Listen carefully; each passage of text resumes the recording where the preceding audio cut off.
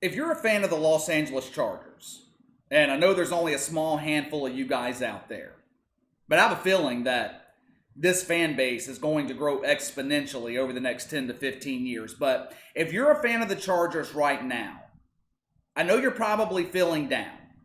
Monday night, for the third time this season, the Chargers lost a game that they should have won. They should have beaten the Chiefs last month. They were up big on Tom Brady and the Bucks. Lost that game. They were up 20-3 on the Saints Monday night.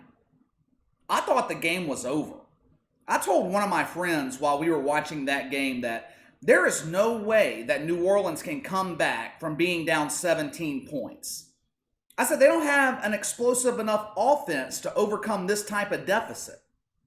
Not to mention the fact that the Chargers are strong defensively, and the Saints secondary has looked like trash all season. Anyway, I know Chargers fans across the country are pissed off right now. Judging by the reaction on Twitter, many of you guys want Anthony Lynn fired. I'm just going to tell you guys to ease up on the overreactions for a bit because your team is headed in the right direction. I know Anthony Lynn made a questionable call on that run on first down late in the fourth quarter in a tie ball game. I know Anthony Lynn is 3-13 in one possession games since last season. But I look at that stat a bit differently, especially considering this season, where the Chargers are 1-4 overall, and every game they've played in has been a one possession game. This is a team, for the past 4 games, being led by a rookie quarterback who is dynamic, don't get me wrong, but Justin Herbert is still a rookie. I look at the Chargers losing all these close games as a team that is this close to getting over the hump. Anthony Lynn has this team headed in the right direction. The Chargers are going to be a force in the AFC West eventually. All you guys calling for Anthony Lynn to be fired on Twitter Monday night, you've got to remember, this team is banged up on both sides of the ball. They lost Keenan Allen early Monday night. Joey Bosa's banged up. His play is being limited. They're missing other starters on defense. Yet in every game, they're a missed field goal or a missed extra point or a missed assignment blown coverage away from winning. It's only 1 or 2 plays that are deciding these games for the Chargers. If I'm a Chargers fan, I'm excited about the future of this team. You've got a franchise quarterback that is learning how to win. You've got a great defense. You've got a young team that is going to learn how to win together. And a head coach in Anthony Lynn that I believe can get them there. Now let's get to my New Orleans Saints. The Saints go into their bye week, and if you listen to the ridiculous commentary from Brian Griese Monday night during that game, they saved their season Monday night. Yes, a Week 5 game with the Saints at 2-2 was the crux of the season for New Orleans. Their season was on the line, according to Brian Griese. ESPN has the worst NFL broadcast crew of all the major networks. I guess Brian Griese thought that he was calling a college football game Monday night. If ESPN is going to continue to broadcast Monday Night Football, they could at least get analysts and color guys that know about the NFL. But look at the bright side. At least we don't have to listen to Booger McFarland on Monday nights anymore. But let's get back to the Saints. So far this season, through 5 games, my level of concern for my team hasn't been this high since 2015, 2016.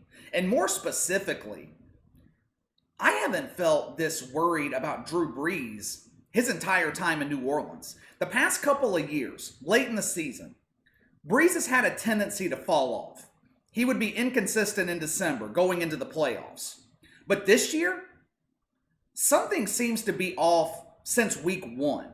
Some of it is physical. I mean, Brees is 41 years old. But I think a lot of what's going on with Drew Brees right now is mental. 15 years in New Orleans. I have never seen Drew Brees shaky with confidence or a complete lack of confidence like I have seen this year. I've never seen Drew Brees consistently outplayed like he's been so far this season. He was outplayed by Derek Carr week 2, outplayed by Aaron Rodgers the following week. Monday night, he was outplayed by a rookie, Justin Herbert. One of the problems is his consistency. Drew Brees is hot and cold right now. He's been bad in the first quarter all year long. This was the second week in a row that the Saints have went down double digits early in the game, and it's been Drew Brees' fault because of interceptions. Going back to last season, Monday night was the third time in the last 7 regular season games that the Saints have dug themselves into a double-digit hole early. Now, they're 3-0 in those games, but going down 10, 14, 17 points in the NFL every week, that is not sustainable. That is not a recipe for success. The accuracy right now with Drew Brees just isn't as sharp. Even in the short passing game, which seems to be 90% of the Saints' offense. Those passes that he used to fit into tight windows or hitting Alvin Kamara in stride, he's just not doing it consistently anymore. There were several throws Monday night where Drew Brees was just throwing behind Alvin Kamara or Emmanuel Sanders, or he was throwing them short. But I also want to give Drew Brees credit, because as bad as he has been at times throughout this season, he's also been the reason that the Saints have won the last 2 games. Even though he had had a sluggish start in both games, after that interception in the second quarter that put the Saints down 20-3 Monday night, Drew Brees was phenomenal. He was 28 of 36, 293 yards, led 3 touchdown drives. He got the Saints back into that game with a 2-minute drill to end the first half. He was great the majority of the second half. He was in rhythm. And what does Sean Payton do? He keeps putting in Taysom Hill and pulling Drew Brees out of the game. And if you look at Drew Brees' face on that sideline, I don't think he was very happy about it. I don't want to say that there's a rift going on between Sean Payton and Drew Brees right now in regards to Taysom Hill, but I don't think Drew Brees really appreciates Sean Payton putting in Taysom Hill in critical parts of the game. I like Taysom Hill, but Sean Payton is in love with Taysom Hill, which was fine when putting him in the game was effective, when it worked. But the Taysom Hill packages are no longer fooling opposing defenses. It's become too predictable. Every time Hill is lined up under center, everyone knows it's a run-pass option. 99% of the time, it's going to be the run part of that RPO, and it's Taysom Hill keeping the ball for himself, which used to work, but that's no longer the case, at least not most of the time. Yet Sean Payton keeps going back to this Taysom Hill package over and over and over, and at the most inopportune times. Let me give you a prime example of what drives me nuts with Sean Payton and Taysom Hill. Saints are down 7 points late in the fourth quarter. Drew Brees driving them down the field, gets them into the red zone. 3rd and 3 from about the 8 or 9 yard line. Sean Payton pulls Drew Brees to the sideline, puts in Taysom Hill. Now it worked this time. He ran for an easy touchdown. But in overtime, Sean Payton did it again. Saints get the ball first in OT. Drew Brees is on fire at this point. He is 5-5 on the drive, moving the ball downfield with ease against the Chargers defense. Once again, New Orleans in the red zone where Drew Brees got him. 2nd and 5 or 6. Now, do you pull your future Hall of Fame quarterback in this situation in overtime? No, I wouldn't. But Sean Payton does. He puts Taysom Hill into the game, and he runs for about 2 yards. Next down, 3rd down, Brees throws an incompletion. The Saints have to kick a field goal instead of the game-winning touchdown. Putting in Taysom Hill messed up the entire rhythm of that drive. And had the Saints lost Monday night, that decision by Sean Payton would be all that we're talking about right now.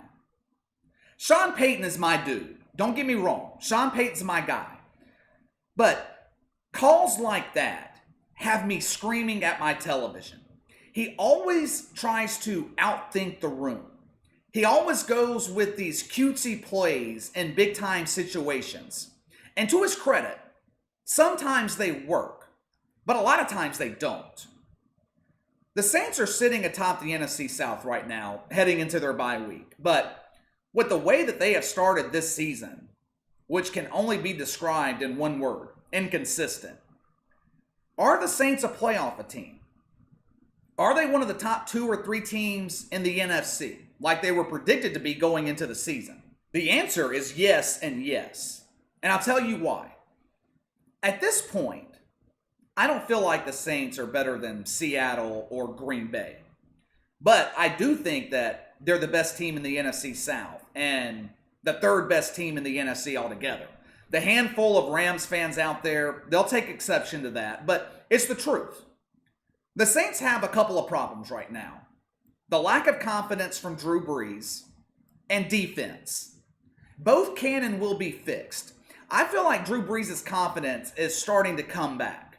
When he hit that 40-plus yard bomb to Jared Cook in the second half Monday night, you could see it in his face.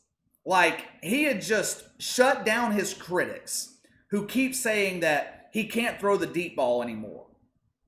I know a lot of you Twitter Saints fans out there are calling for Jameis Winston, but that's not going to happen anytime soon. Sean Payton runs the most complex offense in the NFL. Jameis Winston, it's his first year in New Orleans. No OTAs. A condensed off season. There's no way at this point he knows the offense of the Saints well enough for Sean Payton to bench Drew Brees. Now let's get to the Saints defense, which has been one of the best units in the NFL the past 3 years. For one, New Orleans defensively always gets off to a slow start. Now why is that? No one can explain it, but it's happened each of the last 3 years. 2018, they gave up nearly 27 points a game through the first 5 weeks of that season. The rest of the year, 19 points a game. It was the same case in 2019. For the first 5 games, they were giving up 27 a game. The rest of the year, 20 points a game. The same complaints we had about the defense last year are the same complaints so far this year. Myself included, complaining about the same thing. Marshawn Lattimore being overrated. Marcus Williams sucks. The Saints secondary is terrible. Defensively, the Saints, mainly the Saints secondary, they're just committing mental errors. This isn't schematic issues. This isn't personnel or talent problems. These are mental errors. Case in point was that 64-yard pass given up by Patrick Robinson in the 4th quarter. Man coverage, and he gets caught looking in the backfield. I think he was expecting safety help, and he just allowed Chargers receiver Mike Williams to breeze right by him. That is a mental error. This bye week couldn't come at a more perfect time for New Orleans because they have got plenty of issues that they can clean up. And they've got 2 weeks to do it before they start a tough stretch. Now, could the Saints be 2-3 right now? Yes. They probably should be 2-3. The difference Monday night was a young team being led by a rookie quarterback that couldn't close out the game on the road and a veteran team that doesn't panic and knows how to win. The Saints might win ugly, but they know how to win, and that goes a long way in the NFL. This is a veteran team led by a veteran coaching staff with a future Hall of Famer at quarterback who is struggling with confidence issues, I think, but that can be fixed. The Saints are going to be fine. This is still a playoff team in New Orleans and one of the top teams in the NFC, in my opinion. All right, that's all for today. Hit that like and subscribe button for me. Click the notification bell to receive all notifications from the channel. Leave me a comment in the section below. I'm sure some of you disagree with me. Tell me why the Saints are not a top team in the NFC or the best team in the NFC South. Do you guys think Jameis Winston should be starting in New Orleans instead of Drew Brees? Let me know your thoughts. You can follow me on Twitter at KC_BTL84. If you have any questions, a topic you'd like me to discuss, you can email that to BTLKC84@gmail.com. I'll see you guys next time.